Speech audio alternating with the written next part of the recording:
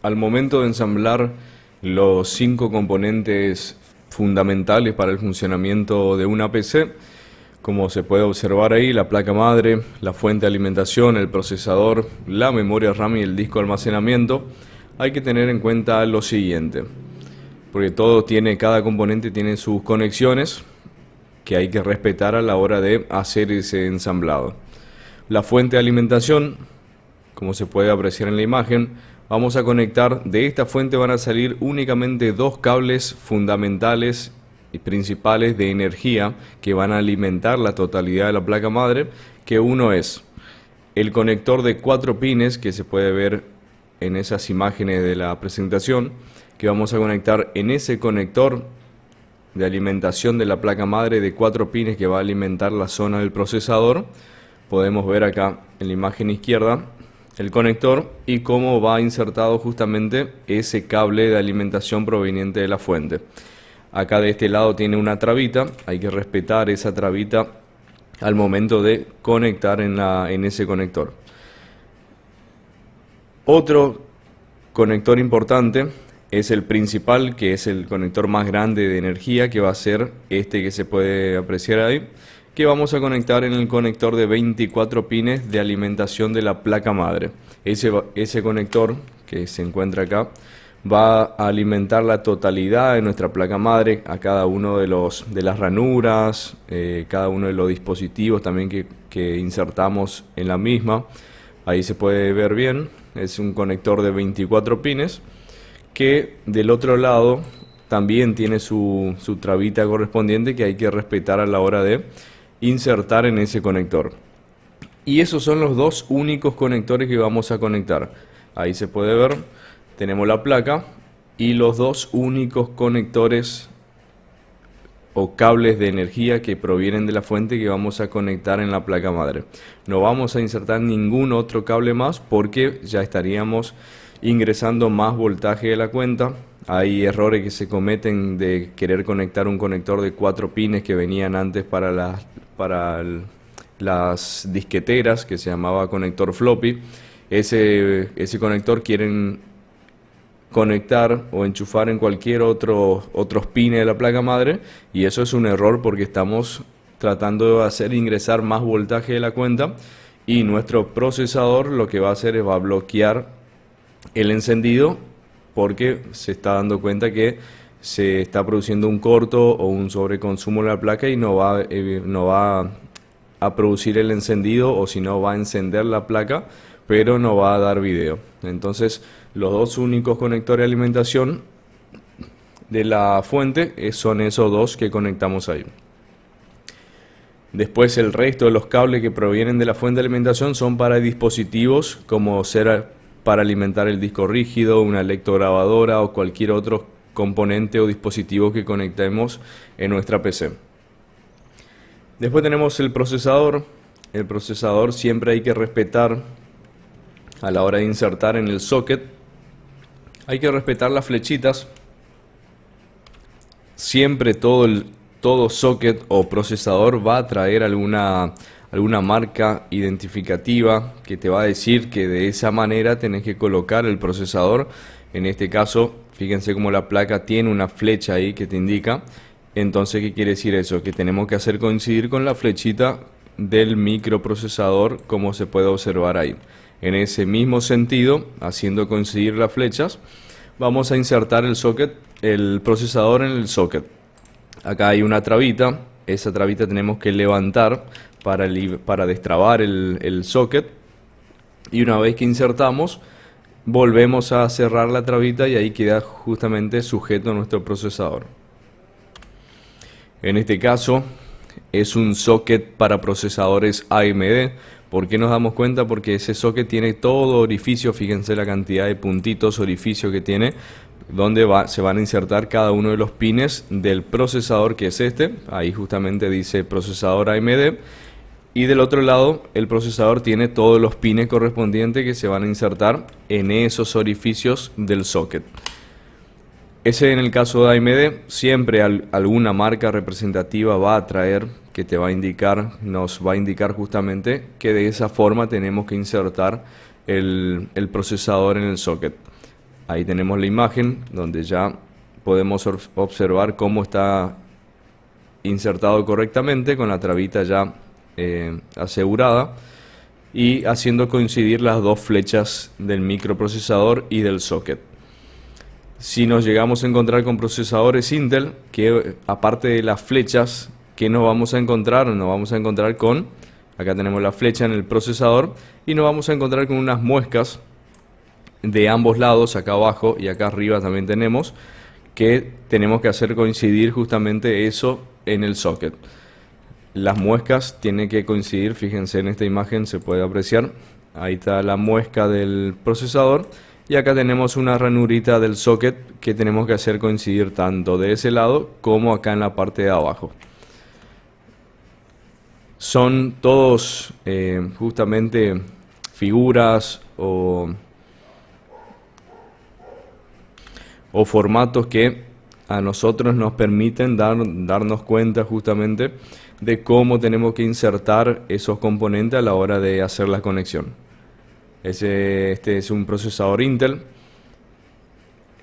Después, a la hora de colocar e insertar la memoria RAM en sus ranuras, esta es una placa que tiene 4 ranuras, 2 azules, 2 amarillas, y acá debajo nos indica justamente que nos dice que esa placa es compatible para DDR2, memorias tipo DDR2 y memorias tipo DDR3.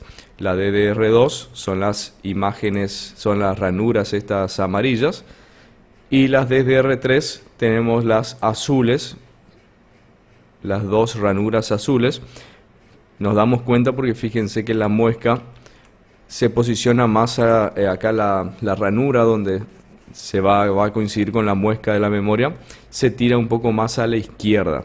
En cambio la DDR2, la ranurita acá donde va a coincidir con la muesca de la memoria, se tira un poco más a la derecha y hacia el medio.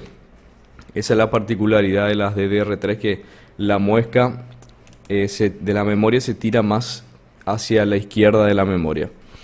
Entonces en este caso se va a insertar una memoria DDR2 haciendo coincidir, acá tenemos la muesca con la ranurita de la ranura, y de esa manera insertamos y trabamos justamente con las trabitas blancas que tienen a los costados. Después tenemos disco de almacenamiento. A la hora de colocar cualquiera de estos tipos de disco de almacenamiento, existen en la actualidad los 3.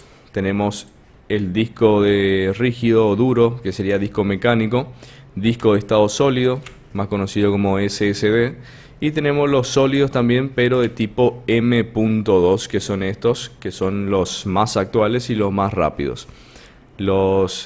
Estos discos de estado sólido del medio también son rápidos, pero después salieron estos que son de tipo M.2,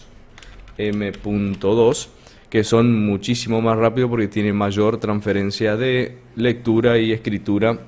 Por lo tanto, si tenemos la posibilidad de ponerle a una computadora ese almacenamiento, muchísimo mejor, porque nuestro sistema operativo va a andar mucho más fluido y mucho más rápido. En este ejemplo nos vamos a centrar con un disco de almacenamiento rígido, mecánico. Estos discos, los mecánicos como los de estado sólido, estos dos que ven acá, estos dos discos,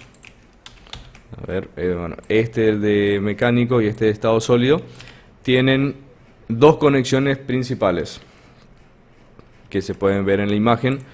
Uno donde vamos a conectar el más chico, donde vamos a conectar el cable SATA que se ve abajo, y el otro vamos a conectar el conector de alimentación que proviene de la fuente, que se llama el conector de alimentación tipo SATA. Esos son los dos cables principales que lleva el disco para su funcionamiento, donde uno es el SATA, es para transferencia de datos, y el otro, que proviene de la fuente, justamente va a ser transferencia de energía o alimentación, que va a hacer funcionar nuestro disco. Este cable SATA que conectamos acá, en un extremo conectamos en el disco y en el otro extremo vamos a conectar en cualquiera de los puertos SATA. Por lo general, si si es el único disco, o bueno, si tenemos varios discos también.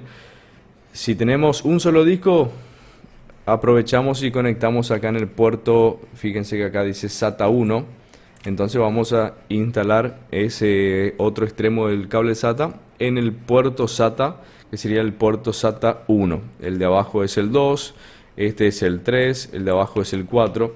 Entonces siempre tratemos de repetir eso. Si tenemos un solo disco, bueno, conectemos acá que es el SATA 1. Y si tenemos más de un disco, con más razón. Si ese disco que yo conecté tiene instalado el sistema operativo, vamos a conectar acá en el SATA 1, porque eso nos va a permitir a nosotros darnos referencia en qué SATA está conectado nuestro disco que tiene el sistema operativo. Entonces, al momento de iniciar la computadora, podemos configurar para que inicie ya desde ese SATA 1, por ejemplo. Y es una buena práctica para después lo que vamos a hacer algunas prácticas de clonación, por ejemplo. Entonces, siempre vamos a acostumbrarnos a hacer esos tipos de conexiones. Disco que tiene sistema operativo, vamos a conectar en el SATA 1. El resto de los discos le conectamos en el SATA 2, SATA 3, SATA 4. Ahí se puede observar cómo está conectado el otro extremo del SATA. En este caso está en el SATA 3, pero como le dije, vamos a recomendar conectar en el SATA 1. Si nos llegamos a encontrar con un disco más antiguo, que son los discos de conexión IDE, lleva también dos cables principales. Lleva este cable que venían antes, tipo cinta, que se llama cable ID. Vamos a conectar en el conector ID. Y el otro conector que también va a proveer de la fuente de alimentación, que fíjense cómo cambia. Este es un conector más grueso, en cambio el otro es un conector mucho más fino. Fíjense cómo ahí en la punta, el extremo, tiene una conexión más fina. Entonces el otro conector les expliqué que se llama conector de alimentación tipo SATA. Este se llama conector de alimentación tipo Molex, para que tengan en cuenta y fíjense cómo es el conector del disco. Es mucho más grueso, con 4 pines, con 4 contactos. Entonces, de esa manera, como se puede ver en la imagen, el cable ID, transferencia de datos, y el cable de alimentación tipo Molex, transferencia de energía. También dos cables principales. Y el otro extremo, acá un extremo del cable ID conectamos en el disco, y el otro extremo vamos a buscar el conector ID, que es este, el conector ID. No se confundan con otro más chico que suele llamarse conector floppy, que eran para la disquetera que venían antes, que actualmente estos tipos de placas más actuales ya no traen ese conector, porque esos dispositivos ya no existen más. Pero siempre buscamos el conector ID, ahí nos dice también en la placa cómo se llama, y insertamos el conector respetando, fíjense que tiene acá una trabita que sobresale. Entonces esa misma posición hacemos coincidir con esta partecita acá, esta ranura del conector, y hacemos coincidir y conectamos. Siempre respetamos, fíjense, tengan cuidado porque el conector ID tiene pines adentro. Es bastante normal que se conecte mal y se doblen los pines de adentro. Por eso siempre miramos la posición del conector e insertamos.